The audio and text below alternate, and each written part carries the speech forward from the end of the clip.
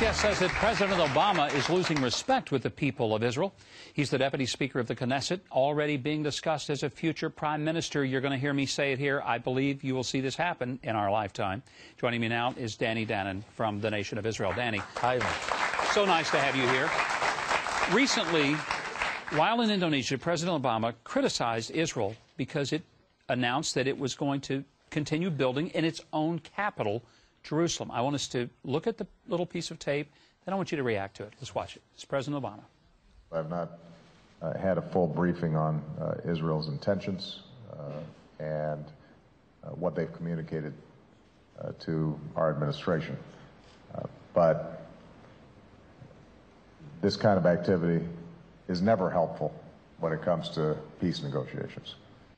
Danny, I want to remind people that when he's talking about this type of activity, is Israel building places for people to live in its own capital.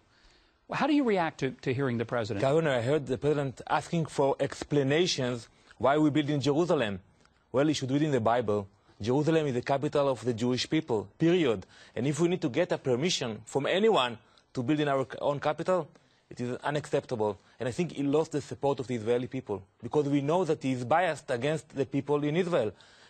We should build everywhere in the land of Israel. This is our own capital, our own country, and we feel that today, the more we give, the more concession we make toward the White House, there is more pressure coming on us. It is unacceptable for us. The Israelis have been pressured by this White House, more so than any administration, Democrat or Republican, to not only free settlements, but to cease any kind of settlement activity. And settlement meaning families building in neighborhoods and building in land that they actually owned.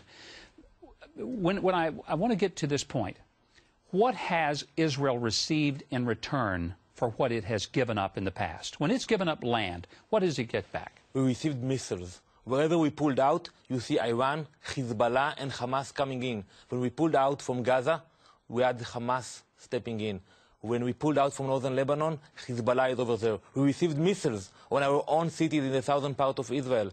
And we think that President Obama has a wishful peace plan, and he's trying to impose it on us when we know there is no viable partner. So we should say to him, we respect you, but we are not willing to make more mistakes. We don't want to have another ceremony in the White House and then pay the price in the streets of Tel Aviv or Jerusalem with suicide bombers. This is what we feel in Israel, and we are saying it out loud. I want you to respond. You're watching the United States deal with our airlines, and particularly the TSA. Take your shoes off. Let me take my hand and put down in your pants. What do you, as an Israeli, you've had no incidents whatsoever on El Al Airlines, no incidents involving airplanes, yet you're one of the most targeted countries. When Israelis see Americans going through this naked body scan and the hand search, what do you think and what do you say? We have our own security issues, but we know how to deal with them. We believe in the profiling system. You should not make all the people wait in line. And today, when you travel to Israel, nobody touches you. That's the way it should be. We ask the right questions. We pay more for the security people who have better human resource to know what to ask and what to expect. And that's what you should do also in the U.S. And I think that if you put more in intelligence and you pay more for the security officers, you don't need to put people in the way they're doing it today in the U.S. It is not nice today to travel in the U.S. And I said it should be changed.